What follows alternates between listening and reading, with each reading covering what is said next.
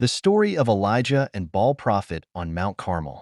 The story of Elijah calling down fire from heaven is one of the most dramatic moments in the Bible, set against a backdrop of idolatry, defiance, and faith.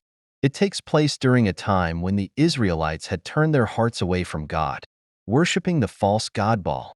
Elijah, the fearless prophet, stood alone in opposition to the corrupt King Ahab and the 450 prophets of Baal, determined to prove that the God of Israel was the one true God.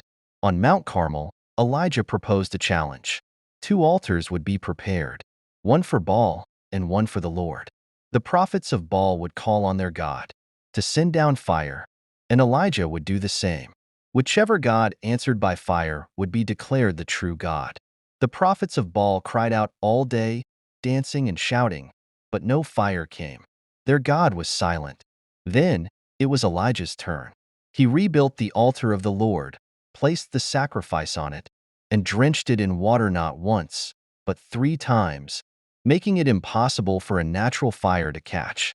With quiet confidence, Elijah prayed to the Lord, asking him to reveal his power so that the people would turn their hearts back to him. In an instant, fire fell from heaven, consuming the sacrifice, the wood, the stones, and even the water in the trench around the altar. This moment wasn't just a victory over the false prophets. It was a divine display of God's supremacy, His readiness to respond to sincere faith, and His power to consume anything that stands in His way. The people fell to their knees, shouting, "The Lord, He is God."